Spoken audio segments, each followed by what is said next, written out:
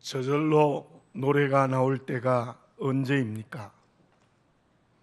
어떤 일이나 관계로 인하여 마음이 크게 기쁠 때 저절로 노래가 우리 입에서 나옵니다. 그러나 반대로 너무 힘들고 고통스러워도 그때에도 나도 모르게 읊조리는 노래가 나올 수 있습니다. 오늘 본문의 말씀 1절에 보면은 이런 말씀이 반복해서 기록되어져 있습니다. 너는 노래할지어다. 너는 외쳐 노래할지어다. 하나님은 지금 이사야를 통하여 말씀하고 계십니다. 너는 노래할지어다. 외쳐 노래할지어다. 그 말씀의 뜻은 큰 소리로 하나님을 향하여 노래하라는 명령이라고 말을 할 수 있습니다. 하나님께서 왜 유다 백성들에게 큰 소리로 노래하라고 말씀하고 있습니까? 본문의 말씀 1절에 보면은 잉태하지 못하며 출산하지 못한 너는 노래할지어다. 또 산고를 겪지 못한 너는 외쳐 노래할지어다. 그렇게 말씀이 반복되어 기록이 되어져 있습니다. 한 번도 아이를 갖지 못하고 지금도 남편이 없는데 노래하라.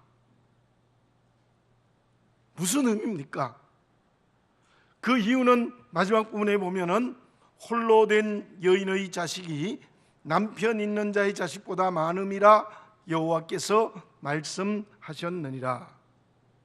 너는 지금 한 번도 결혼하지 않았고 산고를 겪지 못했고 지금도 남편이 없지만 남편 있는 자보다 훨씬 더 많은 자녀를 낳기 때문에 노래하라. 그냥 외형적으로 읽으면 그 말씀이 전혀 이해가 되지 않습니다. 어쩌면 오늘 본문의 말씀에서 유다 백성들을 처녀로 비유했다고도 말할 수 있습니다. 결혼도 하지 않았습니다. 상고를 겪고 아이를 낳아보지도 못했습니다. 남편도 없습니다. 그럼에도 불구하고 너 유다 백성들은 수많은 자녀를 낳게 되니 큰 소리로 노래하라. 그렇게 명령하고 있는 하나님의 음성입니다. 본문의 상황을 살펴봅시다. 지금 유다 백성들은 바벨론에 포로되어져 있습니다. 그들의 삶의 중심이었던 예루살렘이 어떻게 되어졌습니까? 성전은 무너져 버렸습니다.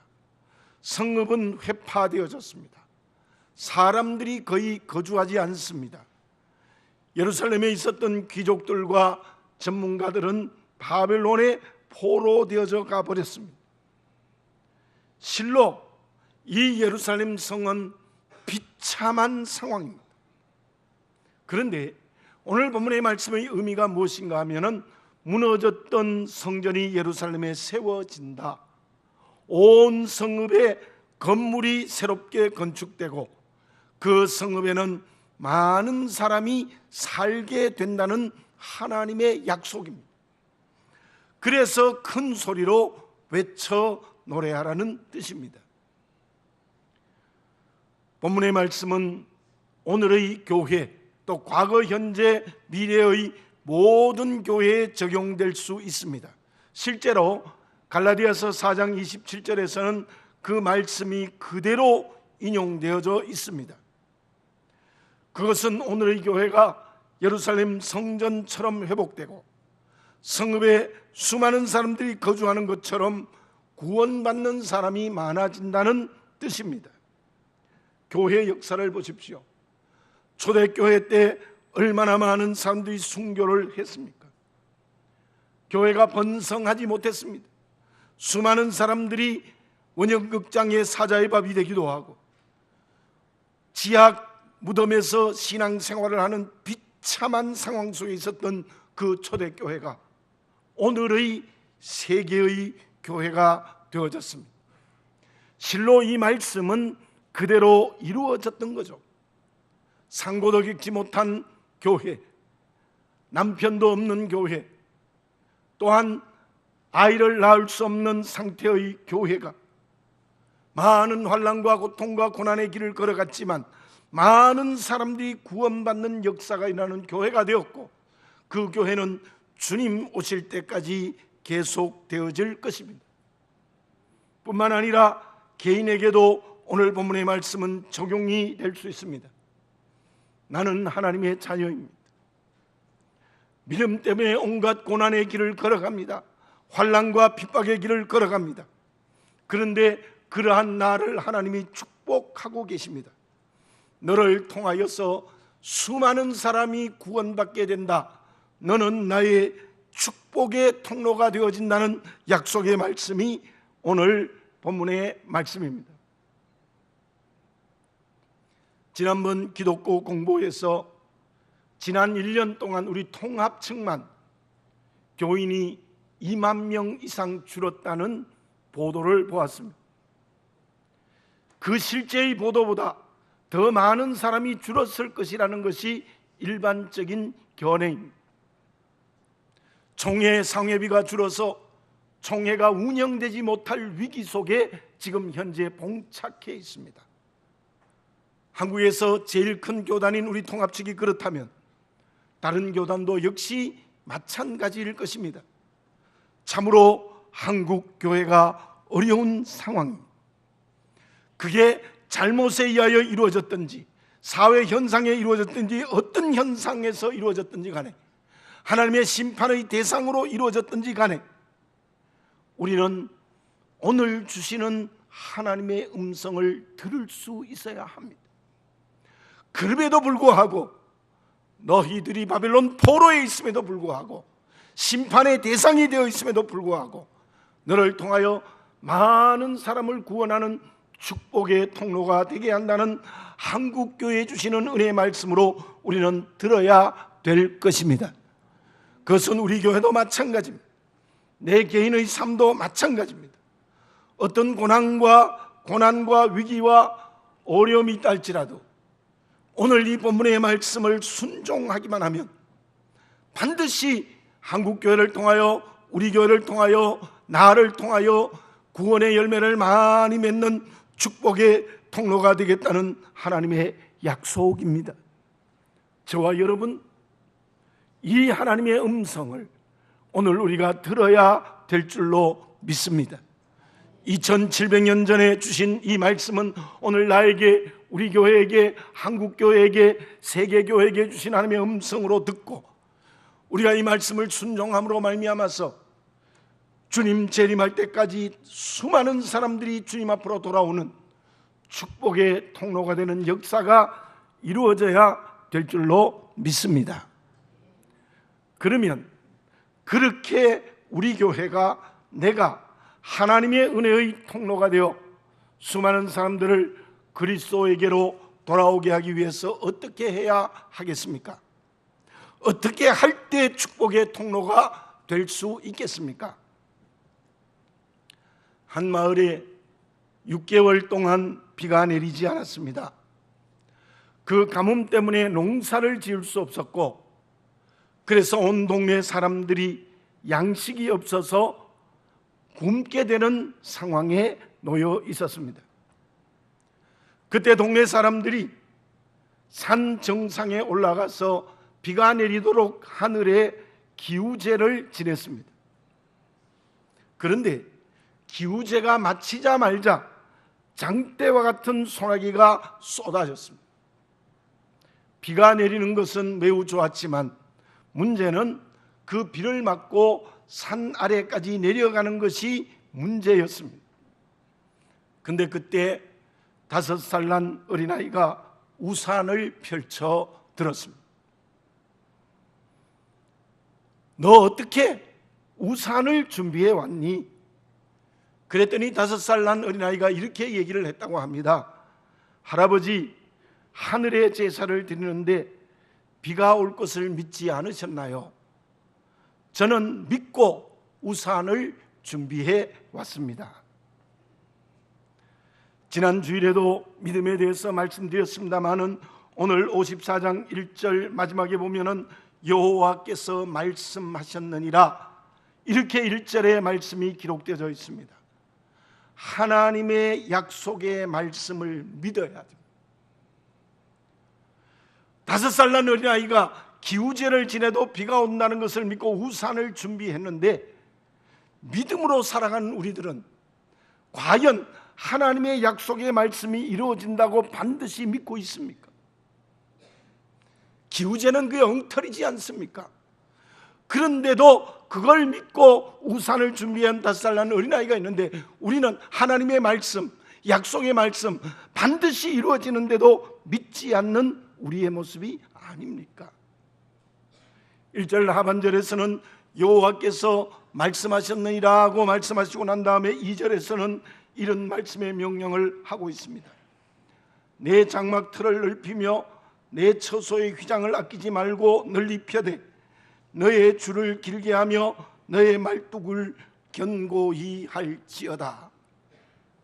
우리가 사는 집은 건축해 놓으면 넓게 하고 작게 하는 게 어렵습니다.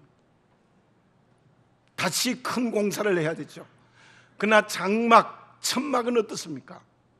넓게도 할 수 있고 금방 작게도 할 수 있습니다. 지금 하나님께서 유다 백성들에게 말씀하시는 것이 무엇이냐면, 장막 틀을 넓혀라, 휘장을 앓기지 말고 널리 펴라, 줄을 길게 하라, 너의 말뚝을 견고하게 하라, 그렇게 명령하고 있습니다. 그 말씀의 명령의 뜻이 무엇입니까? 예배당을 크게 지으라는 것입니까? 예배드리는 사람이 많이 올 수 있도록 교회를 크게 넓히 지으라는 말입니까? 물론 그러한 의미도 외형적으로 있을 수 있습니다. 그러나 본문의 말씀의 중심의 뜻은 그 뜻이 아닙니다. 이렇게 말씀하신 그 말씀을 믿고 순종하는 삶이 무엇이겠습니까? 교회는 건물이 아니라 사람들이 교회입니다. 건물은 예배를 드리는 장소, 그야말로 예배당입니다. 바로 교회라는 것은 모이는 사람들이 교회입니다. 그렇다면 본문의 말씀의 뜻이 무엇이겠습니까? 교회가 장막 틀을 넓혀라, 휘장을 앓기지 말고 널리 펴라, 줄을 길게 하라, 너의 말뚝을 견고하게 세우라라는 말씀의 뜻이 무엇이겠습니까? 그것은 온 교회 성도들이 생명의 힘이 점점 더 커져야 된다는 하나님의 음성입니다. 아무리 예배당이 크고 화려한 예배당이 있다고 할지라도 생명의 힘을 잃어버리면 하나님께서 그 교회를 축복의 통로로 쓰지 않습니다. 아무리 예배당이 작고 성도수가 작다 할지라도 그 예배를 드리는 성도들이 생명력이 살아 움직이면 하나님께서 은혜로 그 교회, 그 사람들을 통해서 축복의 통로가 되게 해주신다는 약속의 말씀입니다. 본문의 말씀이 오늘 우리 교회에게, 나에게 주시는 음성이 무엇입니까? 지금 저와 여러분, 그리고 우리 교회의 생명력이 얼마나 큽니까? 얼마나 높습니까? 얼마나 깊습니까? 그 생명이 촛불처럼 꺼져가고 있지 않습니까? 그 생명이 활활 타는 장작불처럼 타올라야 합니다. 오늘 다시 한번 자기의 영적인 생명력을 진단해 보시기를 바라겠습니다. 저와 여러분들과 우리 성암교회에 있는 생명력이 크고 깊고 높고 점점 더 활활 불타오르는 생명력이 살아 움직이는 교회와 내가 되어져야 될 줄로 믿습니다. 그렇다면 그 생명을 가진 그릇이 되기 위해서 우리에게 필요한 것이 있습니다. 그게 무엇입니까? 물론 여러 가지로 설명할 수 있겠지만 가장 중요한 것이 있습니다. 이태리의 파비아 대학의 베르나르디 교수라는 분이 계십니다. 그분이 실험을 했어요. 6가지의 음악을 들려준 뒤에 혈압과 심장 박동과 호흡수를 조사를 해봤습니다. 그런데 음악의 장르와는 상관없이 빠른 음악이면 혈압과 심장 박동과 호흡수가 빨랐고, 느린 음악을 들려주었더니 그 심장 박동과 호흡과 그리고 혈압이 낮아지고 느려졌다는 것을 알 수 있었습니다. 그런데 그 실험을 하다가 그 교수님이 뜻밖의 사실을 알게 되어졌습니다. 6곡의 음악을 들려주었는데 그 들려줄 때마다 음악과 음악 사이에 한 2분 정도 휴식하는 그런 시간이 있었어요.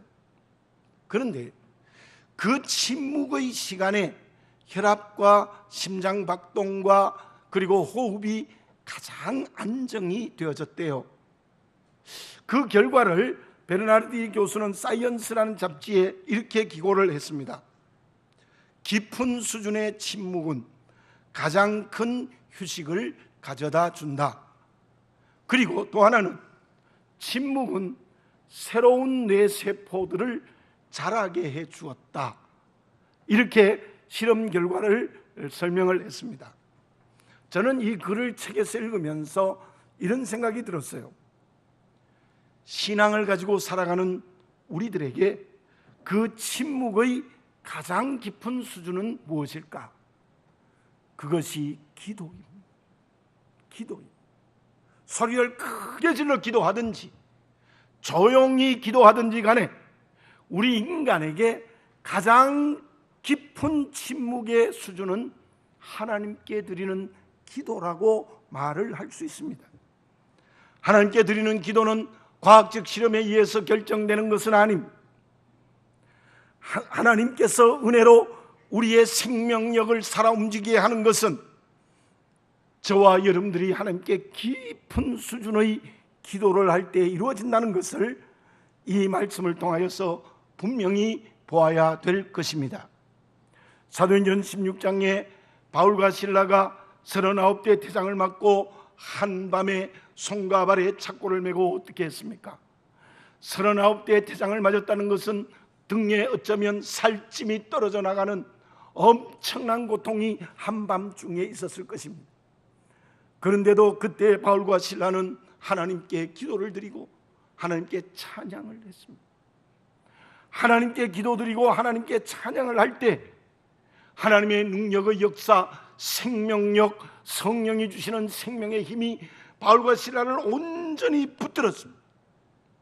그곳에 손과 발의 착고가 벗어지고 옥문이 열리는 역사가 일어났던 것입니다.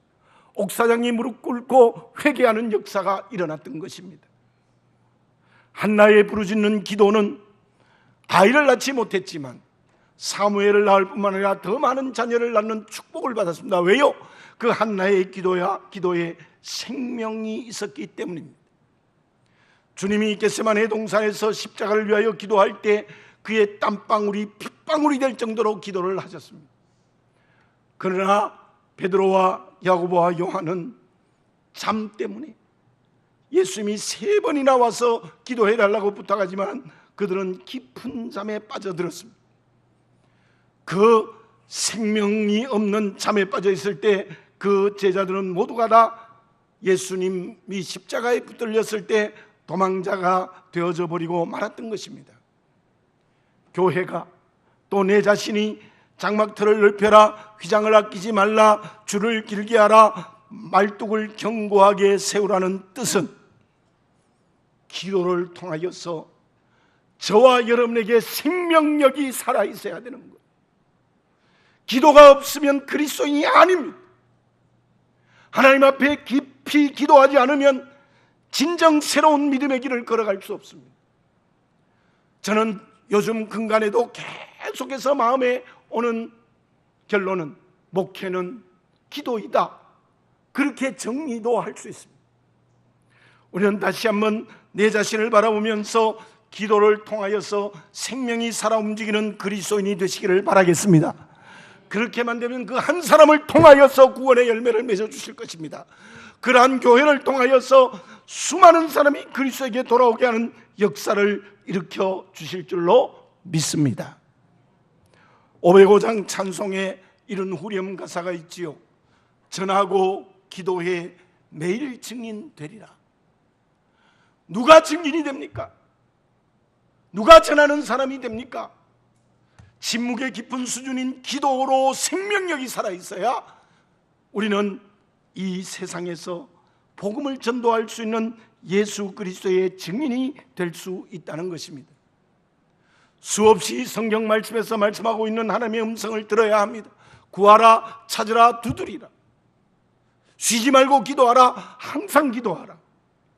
우리는 이 말씀을 다시 한번 염두에 두고 기도하지 못했던 죄를 온전히 회개하고 하나님 앞에 깊이 기도하고 하나님 앞에 깊이 하나님과 대화함으로 말미암아 성령이 주시는 생명이 넘쳐나서 한국교회를 살리고 세계의 복음을 증거하고 우리 교회를 살리고 우리 가정을 살리고 우리의 회사와 기업과 사업체를 살리는 그런 역사를 일으키는 축복의 통로가 되어야 될 줄로 믿습니다.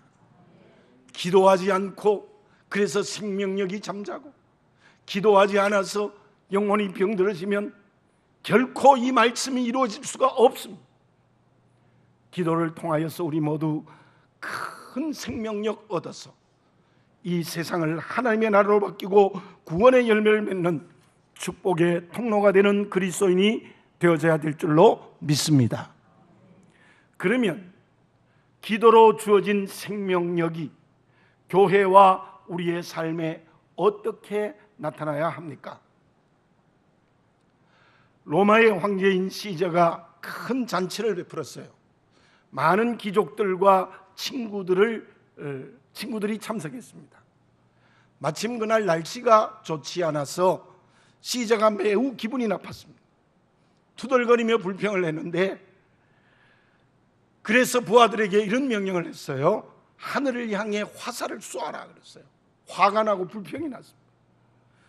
그러니까 부하들이 하늘을 향해 화살을 여러 부하들이 쐈는데 화살이 하늘에 올라갔다가 부하들의 머리에 내리꽂히는 거예요. 부하들이 중상을 입고 심지어 의식을 잃어버린 부하들이 생겼어요. 불평 때문에 화살을 하늘로 쏘았다가 부하들이 중상을 입게 되었다는 이 이야기에서 이런 말이 나온 거예요. 불평은 자기에게 되돌아오는 화살이다. 이 말이 있습니다. 그 사건 때문에 불평한다는 것은 자기에게 되돌아오는 화살이다. 그런 말이 있습니다. 저와 여러분, 기도로 생명력이 살아 움직이면 그 사람은 언제나 감사하는 사람이 되는 거예요. 감사가 넘치는 사람이 돼요. 어려운 일이 있어도 병마가 있어도 환경의 고통이 있어도 관계의 문제가 있어 언제나 감사. 언제나 감사. 앞에서 말씀드린 바울과 실라를 보십시오. 39대 대장을 맞고 감옥에 갇히고 손발에 착고를 찼으면 불평해야 될 거 아닙니까? 원망해야 될 거 아닙니까? 그러나 그들이 기도하고 찬양했다는 것은 감사했다는 거예요. 그 어려운 상황 속에서도 감사했다는 거예요. 기도의 생명력은 반드시 감사로 드러납니다. 우리가 잘 알고 있듯이 광야의 이스라엘 백성들의 죄가 무엇입니까?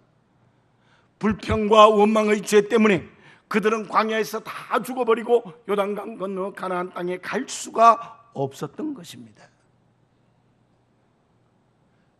실컷 교회 안에서 기도해놓고 밖에 나가면서 불평하기 시작하면 그 사람은 기도하는 사람이 아닙니다.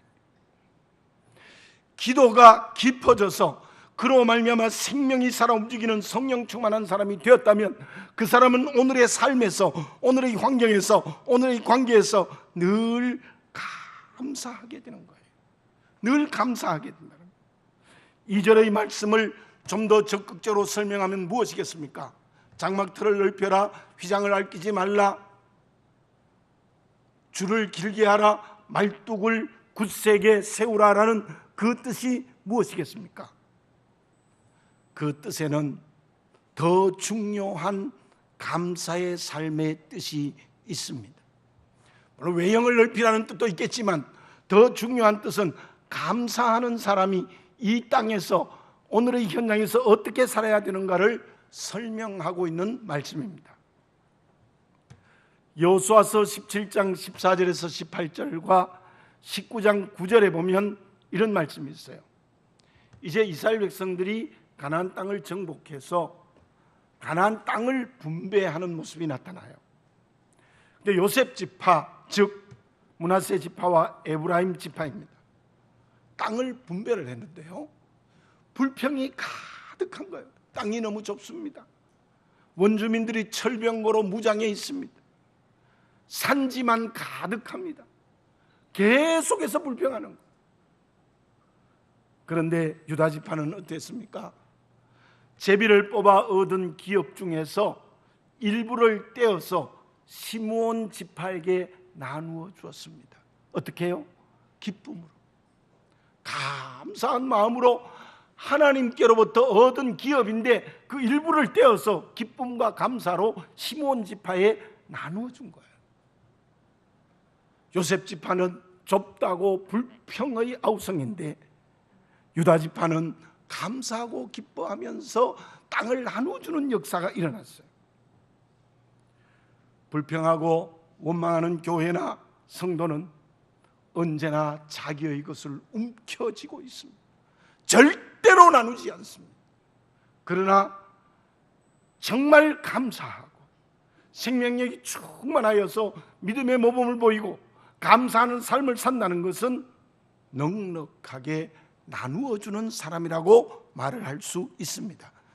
장막틀을 넓혀라, 휘장을 아끼지 말라, 줄을 길게 하라, 말뚝을 굳세게 세우라는 뜻이 무엇이겠습니까? 그 말씀은 가까운 데서 저 열방 끝까지 너의 모든 것을 나누라는 겁니다. 끊임없이 나누라는 겁니다. 그 나누는 것이 진정 하나님 앞에 노래하는 사람이라고 말을 할 수 있습니다. 짧은 기간 동안 필리핀을 다녀왔습니다. 제가 지금 목이 좋지 않은 것도 좀 피곤해서 그런 것 같은데요, 정말 제가 감동을 받은 선교 현장을 가보았습니다. 김형갑 선교사님이신데 그분의 선교 현장에 새벽부터 깊은 밤까지 차를 타고 방문을 했습니다. 이 김형갑 선교사님은 어떻게 필리핀 선교를 이제 10년이 되었는데 시작했는가 하면은 그 쓰레기 더미에서 선교를 시작했어요. 쓰레기장으로 가서 쓰레기를 줍는 사람을 전도해서 교회를 세우기 시작했습니다. 이미 네 교회가 다 세워졌는데 제가 네 교회를 다 갈 수 없었고 세 교회만 방문을 했는데 참 감동을 받았습니다. 다 얘기를 드릴 수 없는데 어떤 경우는 기아 대책의 후원으로 이 사람이 하는데요, 사람을 모아서 세례를 주고 예수 믿고 구원받게 하는 일부터 시작해서 그들의 집을 지어주고 어린이집을 만들어 교육을 하고 학부모들을 새롭게 하는 교육을 하는, 실제로 그들을 새롭게 하는 그 교육을 해요. 그게 이 끝에서 끝까지 보수와 진보라면 구원과 삶이라는 이게 전부 그 선교 안에 들어가 있어요. 두 부부가 정신없이 그 일을 하고 있는 거예요. 정말 너무너무 감동을 받았습니다. 근데 더 크게 감동받은 게 무엇이냐면, 제가 그 교회 갈 때마다 평일이었는데도 한 300~400명 모여서 찬양하고 기도하고 예배를 드려요. 그 김영갑 선교사의 목적이 무엇인가 하면 저 사람들을 받는 사람만 아니라 주는 사람이 되게 하겠다는, 그게 선교의 표예요. 그리고 실제로 여러분들 필리핀에서 가난한 사람은 얼마나 가난하냐 하면 돼지우리에서 옆에 요만큼의 자리를 내서 거기서 세 식구가 먹고 자고 하는, 기가 막히게 가난해요. 그 현장을 제가 다 봤습니다. 우리나라의 뚝방촌 가난하게 사는 거는 비교할 수가 없어요. 돼지보다 못해요. 근데 그 사람들이 모여서 헌금을 했고 그 헌금으로 다른 지역에 필요한 것을 나누어 주는 일을 시작했더라고요. 정말 받는 것만이 아니라 끊임없이 나누자는 것이 그 선교사님의 어떤 방향과 목적이었습니다.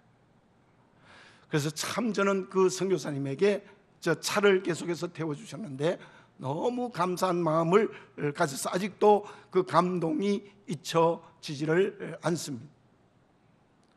마태복음 25장에 나오는 양과 염소의 비유를 여러분들이 잘 아시죠? 양은 나누는 사람이에요.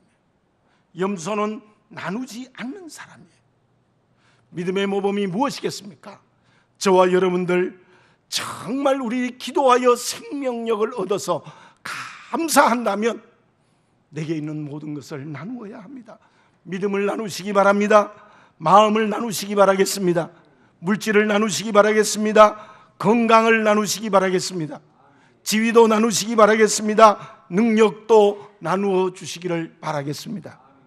그곳에 하나님의 은혜의 축복의 통로가 되는 길이 열려 있는 줄로 믿습니다.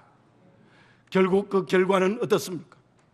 제가 앞에서 계속해서 축복의 통로라는 말씀을 드렸는데요, 3절에 보면 이는 내가 좌우로 퍼지며 내 자손은 열방을 얻으며 황폐한 성읍들을 사람 살 곳이 되게 할 것임이라.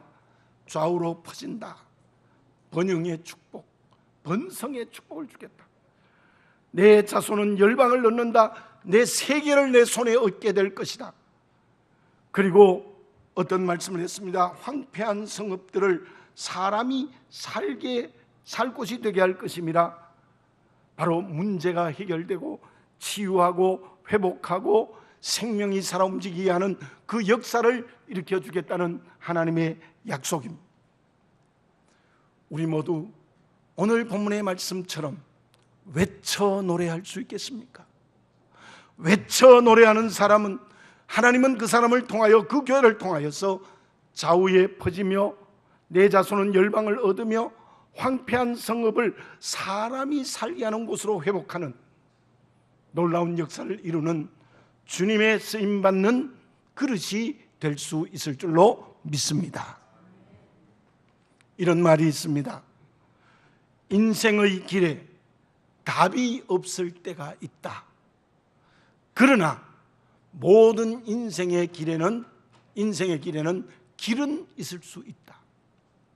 인생이 너무 힘들어서 답은 없을 수 있지만 길은 있다는 겁니다. 그 길이 저와 여러분에게 무엇이겠습니까? 그 길은 예수님이십니다. 예수님이십니다. 우리가 인생에 답이 없을 만큼 막막하여도 예수님이 우리의 길입니다. 예수님이 우리의 길이라면 어떻게 해야 되겠습니까? 주님의 이름을 크게 외쳐 노래하는 사람입니다. 주님의 이름을 크게 노래하여 외치는 사람이 누구이겠습니까? 그 사람이 바로 기도로 생명력을 얻고 그 생명이 감사의 나눔으로 살아 움직이는 사람이라는 것을 우리는 이 본문에서 다시 한번 보면서 우리 모두 예수 그리스도의 이름을 크게 외쳐 노래함으로 말미암아 인생의 길을 열어주시는 하나님의 은혜로 살아가는 그리스도인이 되어져야 될 줄로 믿습니다. 기도드리겠습니다.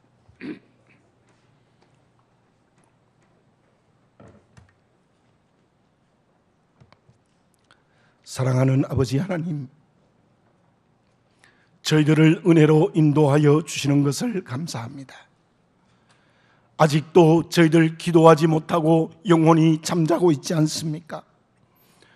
우리 기도가 살아있어 생명이 충만한, 성령 충만한 사람 되게 해 주시옵소서. 그러므로 말미암아 언제나 하나님의 은혜에 감사하고 그 감사가 삶이 되어 나누어 줄 수 있는 노래하는 삶을 살아갈 수 있도록 인도해 주시옵소서. 하나님께서는 지금도 노래하는 사람, 노래하는 교회를 통하여서 열방을 구원하고 많은 사람을 구원하기를 원하십니다. 그럼에도 불구하고 저희들은 주님의 이름을 찬양하지 않습니다. 주님의 이름을 크게 외쳐 부르지 않습니다.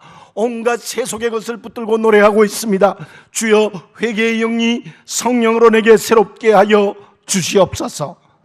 주의 이름을 노래하게 하여 주시옵소서. 그리하여 열방을 구원하고 가까이 있는 수많은 사람을 구원하는 주님의 쓰임받는 사명의 그릇이 되게 하여 주시옵소서. 예수님의 이름으로 기도드립니다. 아멘.